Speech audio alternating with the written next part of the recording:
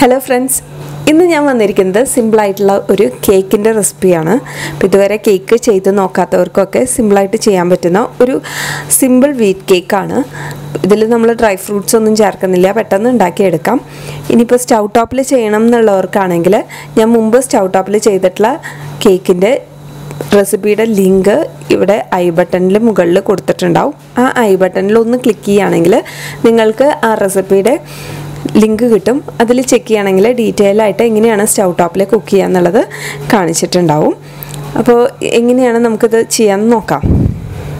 ആദ്യം നമുക്ക് പൊടികളൊക്കെ ചേർത്ത് ഒന്ന് അരിച്ചെടുക്കണം. ഗോതമ്പ് പൊടി കൊണ്ടുള്ള കേക്കോ കുക്കീസോ ഒക്കെ ഉണ്ടാക്കുമ്പോൾ പറ്റുന്ന അത്ര പ്രാവശ്യം അത് അരിച്ചെടുക്കുക. അപ്പോൾ അതിൽ നന്നായിട്ട് എയർ കിടക്കുമ്പോൾ കുറച്ചും കൂടി സോഫ്റ്റായിട്ട് വരും കേക്കോ അല്ലെങ്കിൽ കുക്കീസ്.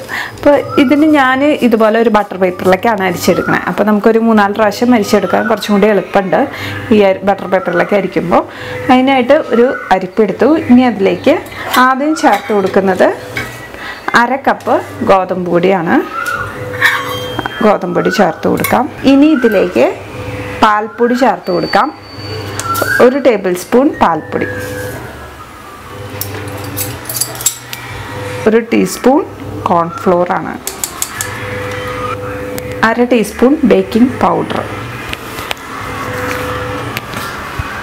1/4 ടീസ്പൂണിൻ്റെ പകുതി ബേക്കിംഗ് സോഡ. ഇത്രയും ചേർത്തിട്ട് നമുക്കിത് നന്നായിട്ട് അരിച്ചെടുക്കാം. ഞാനിതൊരു 3-4 പ്രാവശ്യം ഇങ്ങനെ അരിച്ചെടുക്കുന്നുണ്ട്. അപ്പോൾ ഇതെല്ലാം നന്നായിട്ട് മിക്സായി കിട്ടും. കേക്ക് നല്ല സോഫ്റ്റായിട്ട് കിട്ടും.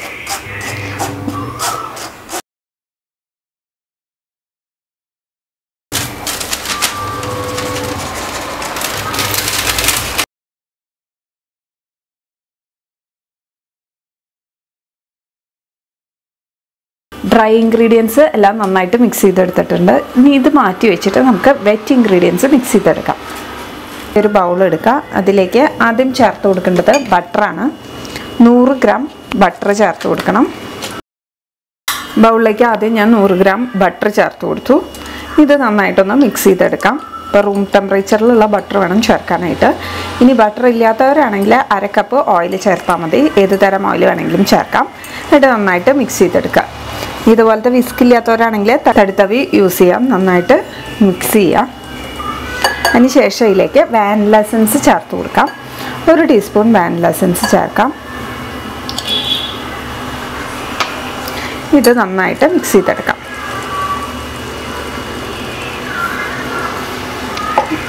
ബട്ടർ നന്നായിട്ട് ക്രീമി ആയിട്ട് വരുമ്പോൾ ഇനി ഇതിലേക്ക് ഷുഗർ ചേർത്ത് കൊടുക്കണം. അപ്പോൾ നിങ്ങൾ ഏത് ഷുഗറാണോ ആഡ് ചെയ്യുന്നത് അത് ചേർത്ത് കൊടുക്കുക. പഞ്ചസാര ചേർക്കുന്നവരാണെങ്കിൽ പൊടിച്ചിട്ട് വേണം ചേർക്കാനായിട്ട്. ഇതിപ്പോൾ ഞാൻ ശർക്കര പൊടിയാണ് ചേർത്തത്. ശർക്കര ചേർക്കുന്നവർ സാധാരണ കട്ടകളാണെങ്കിൽ അത് ജസ്റ്റ് ഒന്ന് ഇടിക്കുക. അതിനുശേഷം മിക്സിയിലിട്ട് ജസ്റ്റ് ഒന്ന് പൊടിച്ചെടുത്താലും മതി. മിക്സിയുടെ ചെറിയ ജാറിൽ പൊടിച്ചെടുത്താൽ ശർക്കര പൊടിയായിട്ട് കിട്ടും. അങ്ങനെയും ചേർക്കാം. ഇതിപ്പോൾ 1/2 കപ്പാണ് ചേർത്തത്. ഇത് നന്നായിട്ട് രണ്ടും കൂടി മിക്സ് ചെയ്തെടുക്കണം.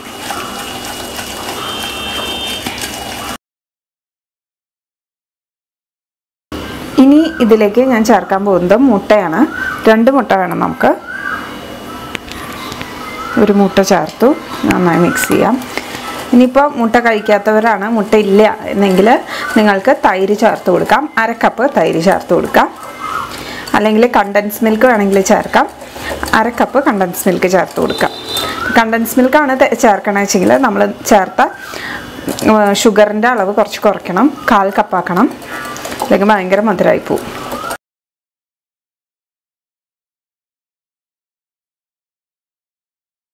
നന്നായിട്ട് മിക്സാക്കി എടുത്തിട്ടുണ്ട്. ഇനി നമ്മൾ നേരത്തെ മാറ്റി വെച്ച ഡ്രൈ ഇൻഗ്രീഡിയൻസ് ഗോതമ്പ് പൊടിയും കോൺഫ്ലോറും പാൽപ്പൊടി, ബേക്കിംഗ് പൗഡർ, ബേക്കിംഗ് സോഡ ഇതൊക്കെ ചേർത്ത് മിക്സ് ചെയ്തത് ഇതിലേക്ക് ഇട്ട് നന്നായിട്ട് മിക്സ് ചെയ്തെടുക്കാം. ഇതിലേക്ക് ഡ്രൈ ഫ്രൂട്ട്സ് ഒന്നും ചേർക്കുന്നില്ല.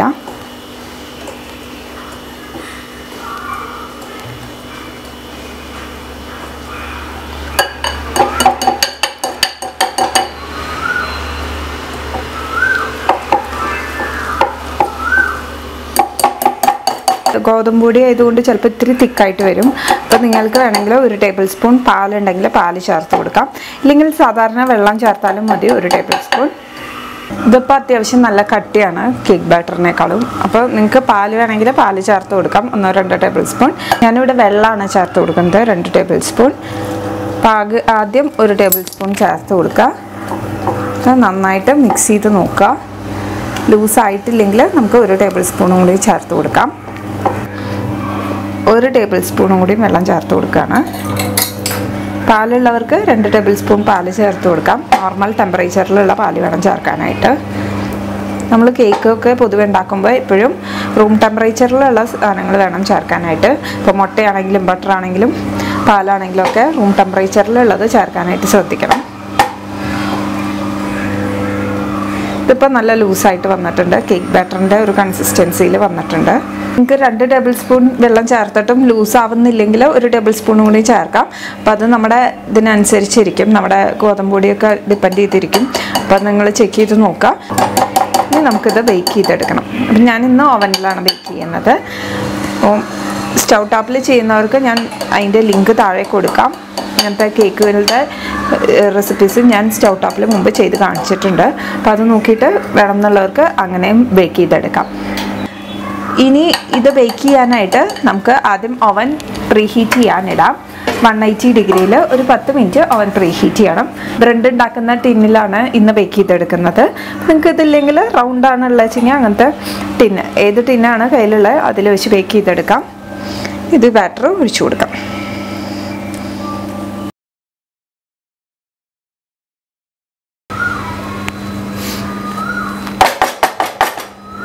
അപ്പോൾ ഇനി ഇത് ബേക്ക് ചെയ്തെടുക്കാനായിട്ട് 180 ഡിഗ്രിയിൽ ഒരു 35 മുതൽ 40 മിനിറ്റ് വരെ എടുക്കും.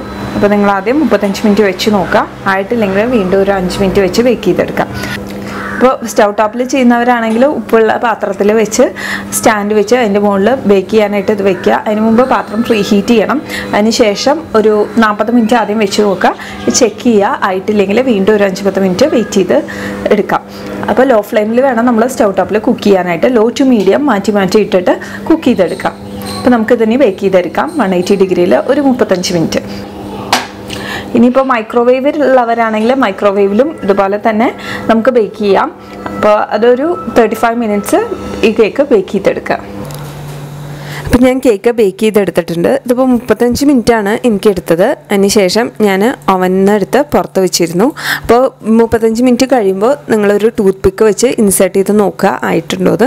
അപ്പോൾ ആയിട്ടില്ലെങ്കിൽ വേണമെങ്കിൽ ഒരു 5 മിനിറ്റ് കൂടി വെച്ച് നോക്കാം. നടുവിൽ വേണം നമ്മൾ കുത്തി നോക്കാനായിട്ട് എപ്പോഴും. കണ്ടില്ലേ, കേക്ക് നന്നായിട്ടായി വന്നിട്ടുണ്ട്. ഇനി ഇത് നന്നായി ചൂടാറിയതാണ്. ഇപ്പോൾ നമ്മൾ കുറച്ച് നേരം വെച്ച് ചൂടാറിയതിന് ശേഷം വേണം കട്ട് ചെയ്യാനായിട്ട്. ഇതുപോലെ കട്ട് ചെയ്തെടുക്കാം.